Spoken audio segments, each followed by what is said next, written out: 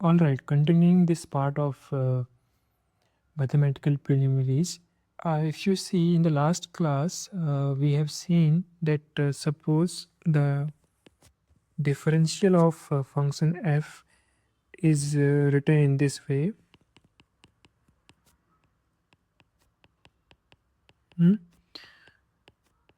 So, and we want to see that this differential is exact or not. We have seen that we need to pass through this. We need to take this differential and pass it through the test, and that test demands that this del m by del y has to be equal to del n by del x, right? So this test has to be satisfied. Okay, this was the our last class learning, but this thing is equivalent to this thing also. I mean, a priori. I mean, a priori means we, because we don't know that is it exact or not. So let's write in it in this way. It is not exactly correct writing in this way, by the way. Okay, but let's assume that this is correct.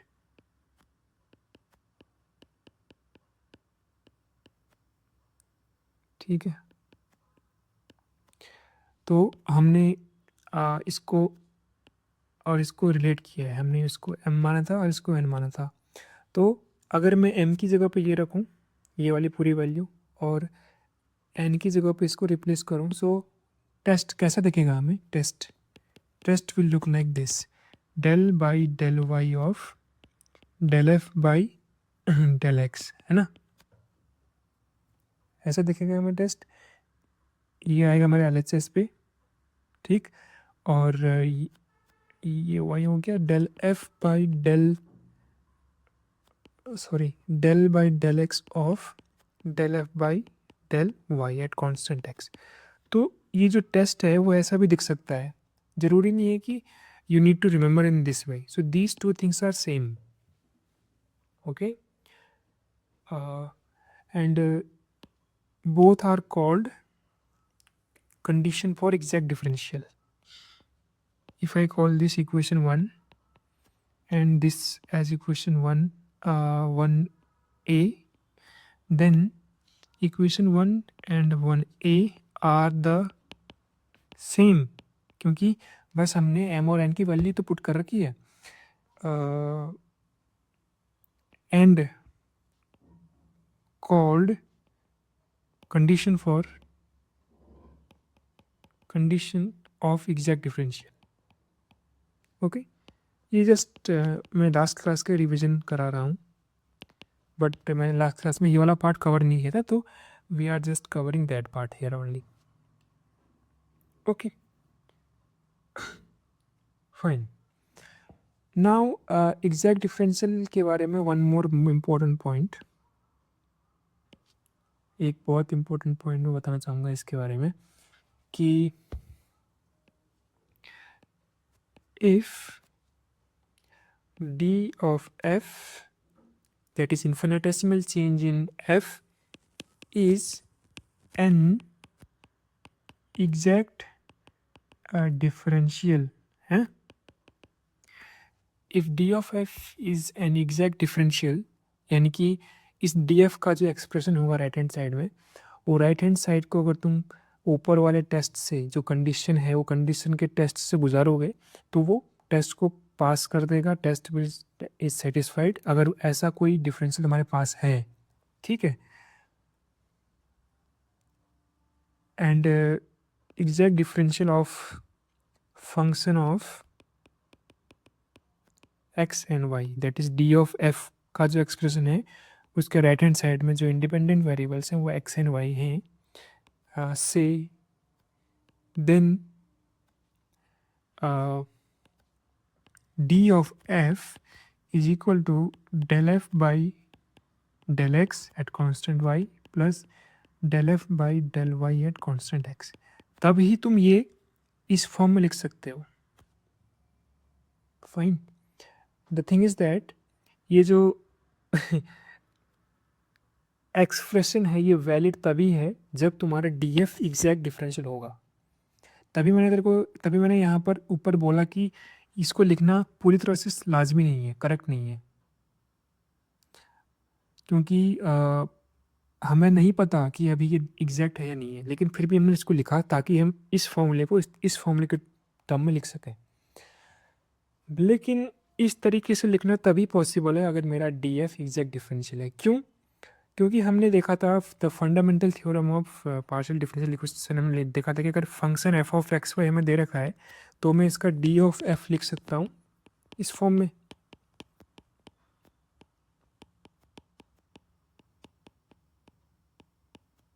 Correct. हमने बोला था कि अगर मेरे पास function होगा मैं ये लिख सकता हूँ, लेकिन एग्जैक्ट डिफरेंशियल का क्या मतलब है कि मेरे पास फंक्शन होगा. मेरे पास फंक्शन होगा. एग्जैक्ट डिफरेंशियल का वही मीनिंग था, हमने लास्ट क्लास में देखा था. तो अगर फंक्शन होगा तो हम ये लिख सकते हैं. और अगर ये अगर if df is not an exact differential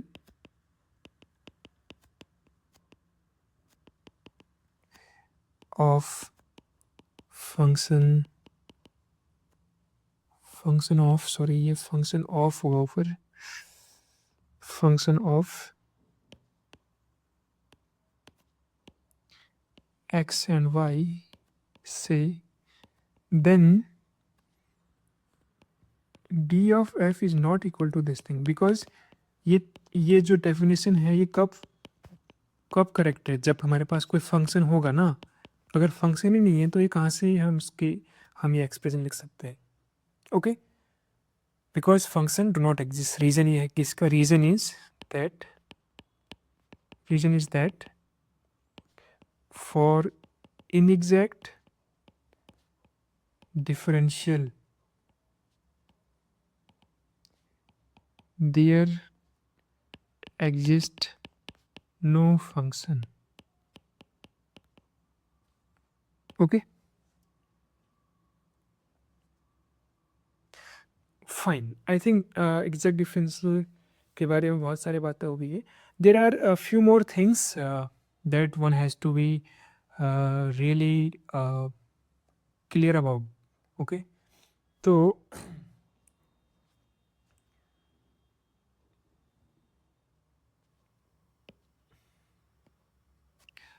इसको लिख सकता है तो mathematical theorem.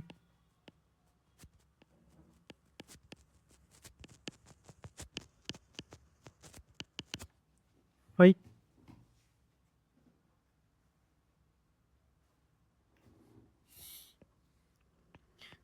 Suppose that there exists a mathematical relation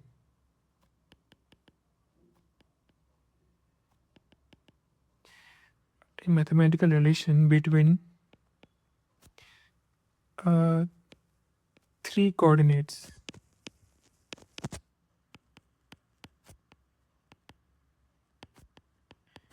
x, y, and z, such that f of x, y, and z is equal to 0. Fine. मेरे पास 3 mathematical coordinates हैं, और जब मैं मैथमेटिकल कोऑर्डिनेट बोल रहा हूँ तो वो इंडिपेंडेंट मैथमेटिकल कोऑर्डिनेट है. सपोज कर ले एक्स एक्सिस, वाई एक्सिस और जेड एक्सिस के वो कोऑर्डिनेट्स हैं. Okay, fine. सो इसका मीनिंग क्या है? यहाँ पर मैं मीनिंग लिखता हूँ. इसका मीनिंग ये है कि there are only 2 independent coordinates, right, क्योंकि एक रिलेशन उनके साथ एग्जिस्ट कर रहा है. तो 3 थे, 3 में से एक रिलेशन के कारण एक कट जाएगा. तो देयर आर 2 इंडिपेंडेंट कोऑर्डिनेट्स. अब वो 2 independent coordinates you can take as your wish. ठीक है, that we will use now. So ये इंपॉर्टेंट पॉइंट है. There are only 2 independent coordinates now.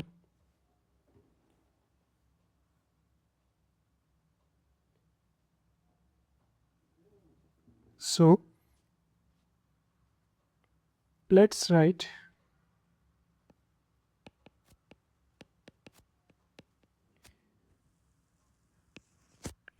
x in terms of y and z, ठीक है. Let's write x in terms of y and z. तो इसका मतलब क्या है कि 3 इंडिपेंडेंट कोऑर्डिनेट्स से 3 में से मैंने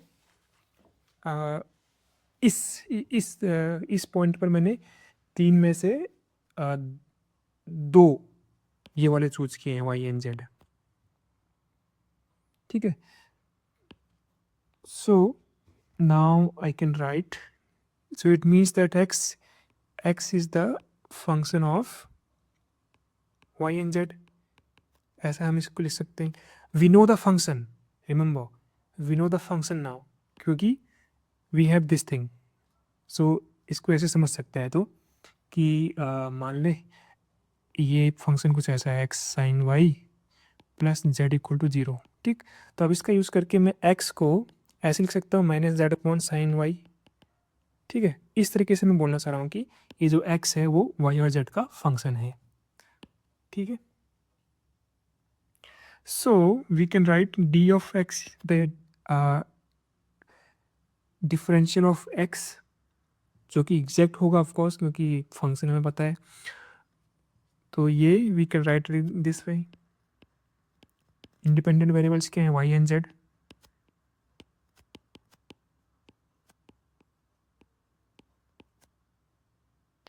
Sorry,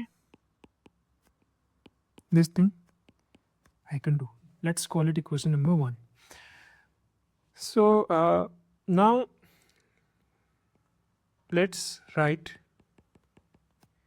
y, or rather z in terms of x and y. So अभी मैं क्या कर रहा हूँ कि जो z है उसको मैं फंक्शन ले रहा हूँ किसका, y और x और y का. मेरी मर्जी है, मैं किसी भी दो फंक्शंस को मैं किसी भी दो वेरिएबल्स को इंडिपेंडेंट वेरिएबल ले सकता हूँ, क्योंकि हमारे पास एक रिलेशन एग्जिस्ट करता है. किसी ने, nobody can stop you to take any two variables as independent variables, okay. तो again I can write d of z equal del z by del x at constant y times dz plus del z by del y at constant x dy, okay. So this is equation number 2. I hope this much is clear. So now replace dz from equation number 2 in equation number 1. So what does it give us? So dx is del x by del y at constant z times dy plus the value of okay, so del x by del z times y at constant y, and the value of dz I can put here, it in this way, okay. Good. So now if you see, only differential of x and y are the only differentials here. So dx के differential को एक तरफ ले लो. So if you take dx different, okay, let me make it a little bit more clear.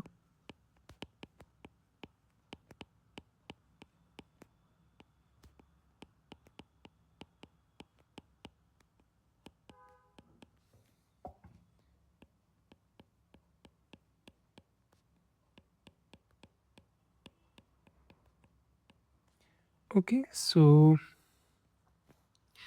if you take dx differential one side on LHS, so ये इसका coefficient 1 है, इसका coefficient 1 है, इसका कोफिशिएंट ये है. तो मैं इसको LHS में ले जाता हूँ, तो ये बन जाएगा मेरा 1 माइनस दिस थिंग, और RHS का कोफिशिएंट ये रहेगा.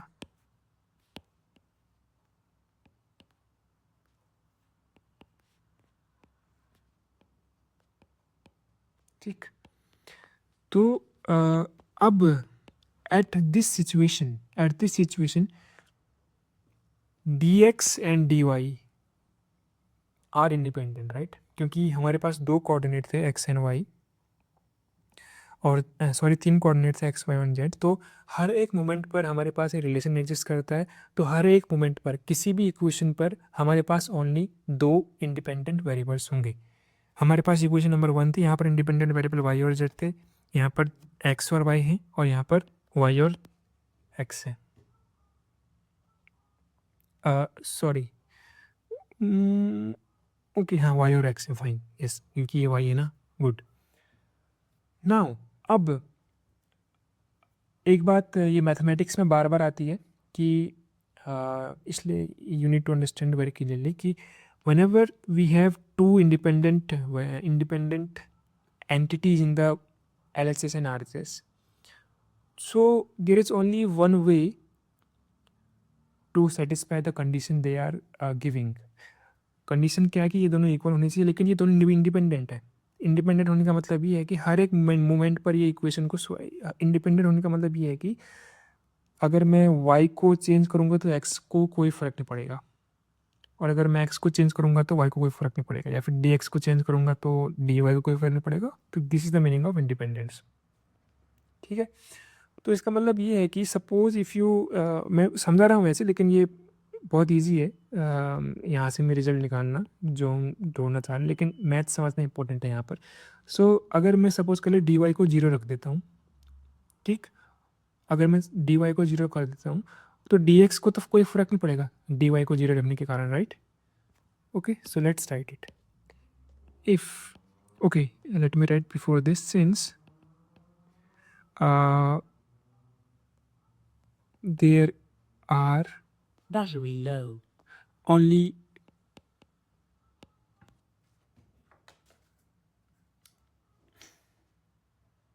Power. there are only 2 independent variables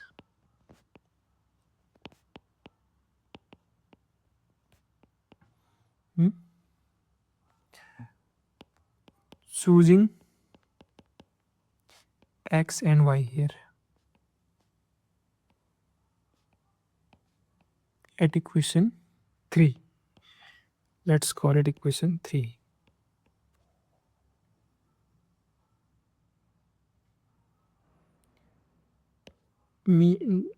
Thus equation 3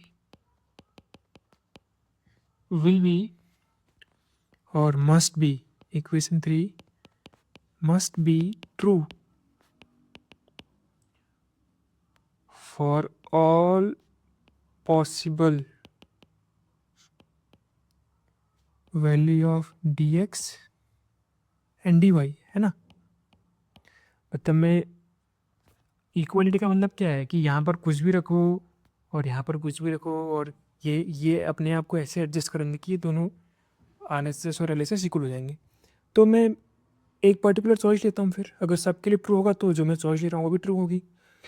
take dx equal to 0 and dy is not equal to 0, क्योंकि अगर ये दोनों इंडिपेंडेंट हैं तो मैं इसको कुछ भी ले सकता हूँ, इसको कुछ भी ले सकता हूँ। अगर डिपेंडेंट होते तो जो मैं इसको ले रहा हूँ उसका फ़र्क इसमें पड़ता, लेकिन इंडिपेंडेंट है तो इसका फ़र्क इसमें, कोई फ़र्क इसमें नहीं पड़ेगा। तो इसका मतलब क्या हुआ, अगर dx 0 हो गया,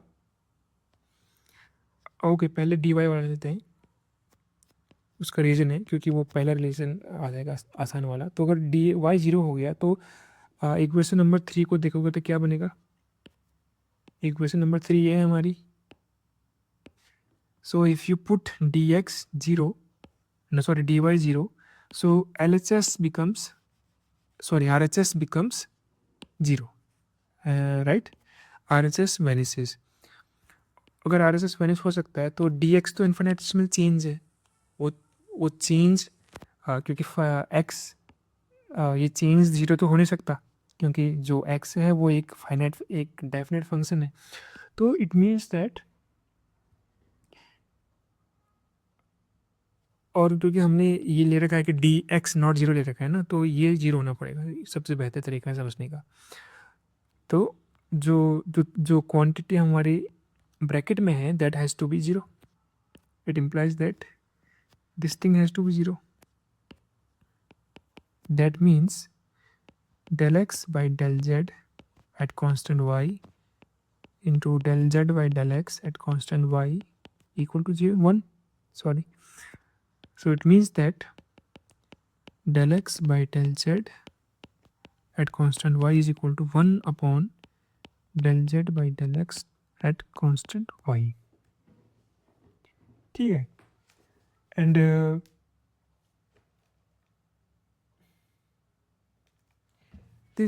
sometimes this is also called reciprocal theorem. I don't know meaning, and that is not an important thing here.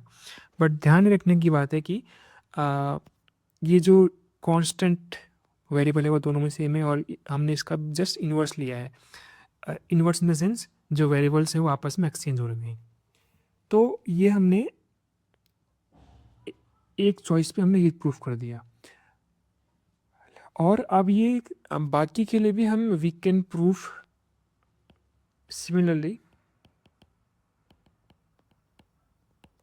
We can prove for del z by, अगर हमने पहले y को कांस्टेंट रखा तो सपोज हम z को कांस्टेंट रखते हैं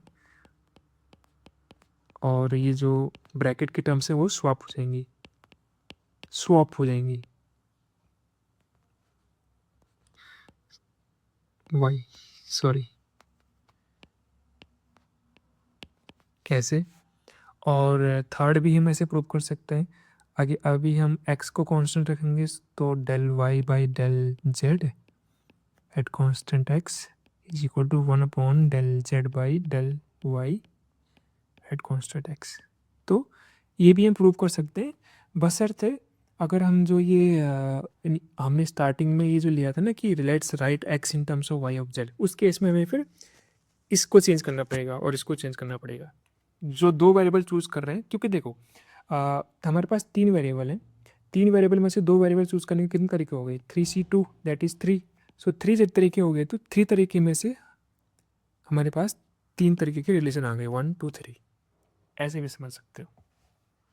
ओके फाइन. तो हमने एक चॉइस ये रखी थी कि भाई अगर LHS और RHS को बराबर होना है तो ये वाले चॉइस को भी बराबर होना पड़ेगा. तो नेक्स्ट हम चॉइस रखते हैं कि dx 0 हो जाए एंड dy जो है वो नॉन जीरो है. ठीक है. So it follows that equation क्या बन जाएगी? अब ये इक्वेशन थी हमारी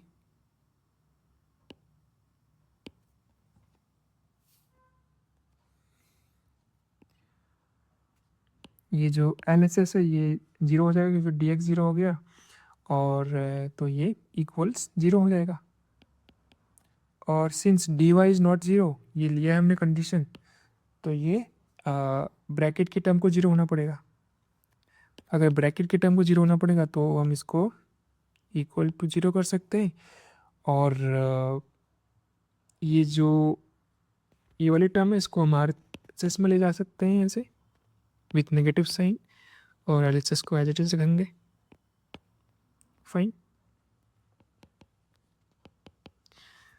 अब ये जो हमने ऊपर रिजल्ट निकाल रखा है कि इसको हम इसके इनवर्स से मल्टीप्लाई करें, अगर multiply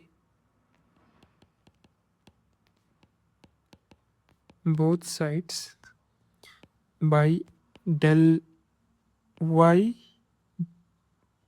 by del x at constant z. ठीक है.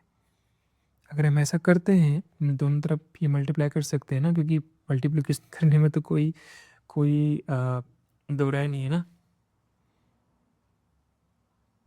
तो what do we gate?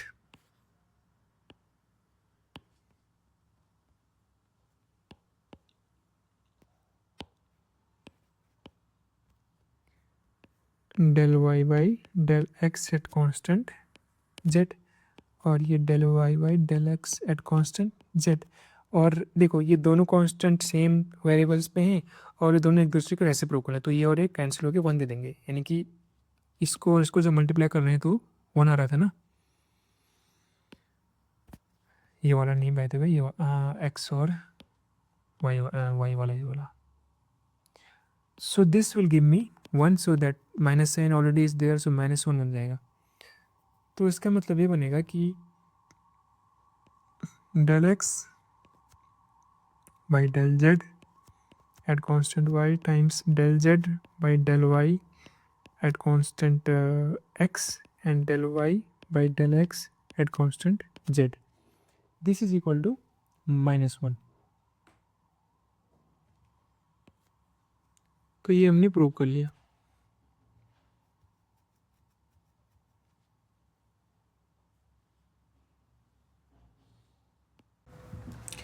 So now you must be wondering कि this looks slightly different from the expression that you usually find in the books, but you can go to that expression also, right? Just use this thing, del x upon del z, जो पहला term है, पहला factor है sorry, उसको मैं इससे replace कर सकता हूँ. ठीक है, ऐसे ही तीनों के तीनों फैक्टर्स को उनके रेसिप्रोकल से रिप्लेस कर दो. तो क्या बनेगा देखो, 1 upon del z by del x at constant y, 1 upon del y by del z at constant x, 1 upon del x by del y at constant z equals -1. Cross multiply करोगे तो क्या आएगा, क्रॉस मल्टीप्लाई करोगे तो you will get minus times this equals 1, and you can bring the minus sign in the RHS. then you will get the same answer as you usually get in the books. Books में ये वाला क्यों prefer करते हैं लोग, क्योंकि ये थोड़ा सा एक पैटर्न देता है हमें. इसको मैं थोड़ा सा रीअरेंज कर रहा हूँ, आगे पीछे कर रहा हूँ. पैटर्न कैसे देता है, पैटर्न कि x y z, y z x, z x y in a cyclic way. x y z, y z x, z x y. तो ये रिमेम्बरेंस के लिए ऐसे बुक्स में दिया जाता है, but this is also true by the way, this one is also true.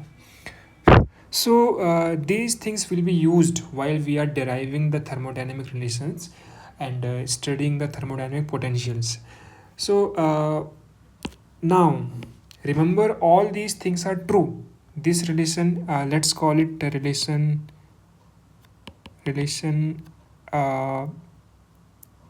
Gamma, और जो ऊपर रिलेशंस आ रखे हैं ये let's call them relation beta. ठीक है, रिलेशन बीटा. तो ये रिलेशंस कब वैलिड हैं, these are valid if and only if this thing is there. We have a constraint on the variables, all three variables, there is a constraint, then only this thing is correct, remember. और ये चीज़ तो हमें thermodynamics में दिखती है ना, जो ideal gas equation है, since ideal gas equation that is PV equals nRT,